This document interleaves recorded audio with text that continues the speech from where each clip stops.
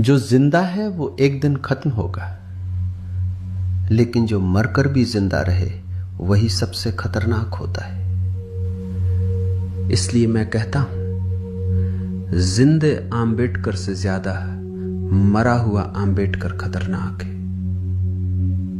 जिंदा आम्बेडकर एक इंसान था, एक आवाज था, एक सोच था, जिससे लोग बहस कर सकते थे, जिसका विरोध कर सकते थे, जिसे अनदेखा कर सकते थे।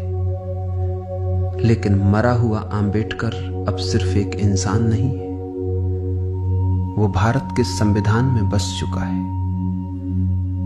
अब आम्बेडकर एक व्यक्ति नहीं रहा, वो एक व्यवस्था बन चुका है, और यही उसे सबसे शक्तिशाली बनाता है। यानी आज आम्बेडकर किसी एक वर्ग, किसी एक जाति या किसी एक समुदाय में सीमित नहीं है।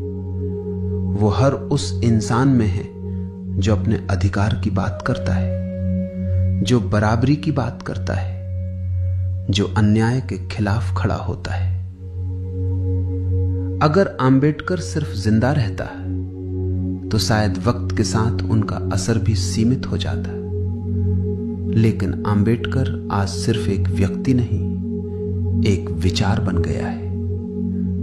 और जब वो विचार संविधान में उतर गया, तब वो अमर हो गया। अब उसे मिटाना नामुमकिन है, क्योंकि अब वो किसी किताब के पन्ने में नहीं, बल्कि भारत के लोगों के अस्तित्व का हिस्सा बन चुका है। सोचो, अगर आम्बेडकर नहीं होता तो क्या भारत सच में एक मजबूत लोकतंत्र बन पाता, या बस नाम का लोकतंत्र रह जाता? संविधान तो शायद तब भी लिखा जाता, लेकिन उसमें वो सोच, वो दूरदृष्टि और हर व्यक्ति को साथ लेकर चलने की जिद शायद उसमें नहीं होती। वो सिर्फ एक ढांचा बनकर रह जाता, जैसा कई देशों में हुआ है, जहां कागज पर अधिकार होते हैं पर जमीन पर उनकी कोई आवाज नहीं होती। और तब सत्ता कुछ हाथों में सिमट जाती और बाकी समाज बस उसे सहता रहता, खासकर महिलाएं। और सबसे बड़ी बात, महिलाओं के लिए जो बदलाव आए वो भी शायद कभी नहीं आते।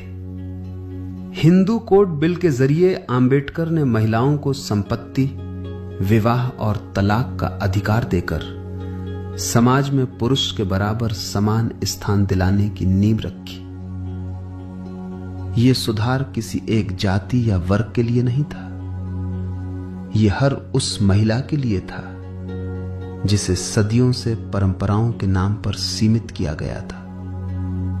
ब्राह्मण महिलाएं भी इससे अछूती नहीं थीं, वो भी उन्हीं बंधनों में बंधी थीं जहां परंपरा के नाम पर उनकी स्वतंत्रता को दबा दिया जाता था।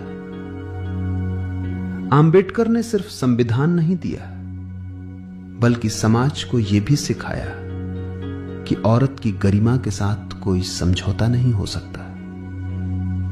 आम्बेडकर ने यह साबित किया कि अधिकार किसी एक वर्ग की संपत्ति नहीं होते, वो हर इंसान का हक होते हैं। इसलिए मैं कहता हूं कि मरा हुआ आम्बेडकर ज्यादा खतरनाक है। तो इसका मतलब यह नहीं कि तुम्हें आम्बेडकर से डरने चाहिए। इसका मतलब यह है कि अब उसे रोका नहीं जा सकता।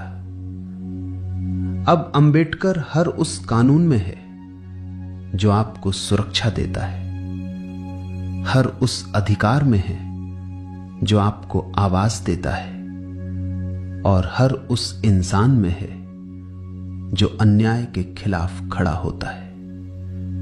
क्योंकि अब आम्बेडकर एक नाम नहीं, एक ताकत है जो हर भारतीय के अंदर जिंदा है।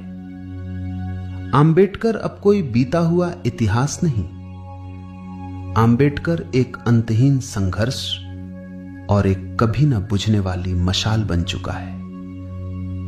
उनकी असली ताकत यही है कि वो आज हर उस भारतीय के स्वाभिमान में धड़क रहा है जिसने झुकना छोड़ दिया है और जो सिर उठाकर जीना जानता है।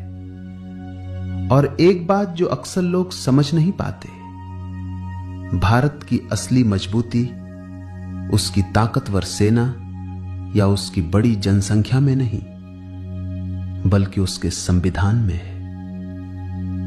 मैंने कई देशों के संविधान पढ़े, लेकिन भारत के संविधान जैसी व्यापक सोच, गहराई और हर वर्ग को साथ लेकर चलने की भावना शायद ही किसी और देश के संविधान में देखने को मिलती है।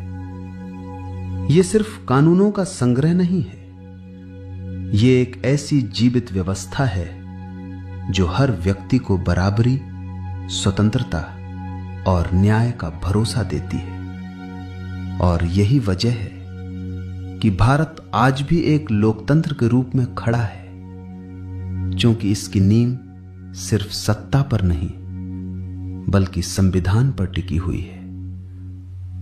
और उस संविधान की आत्मा में आंबेडकर आज भी जिंदा है।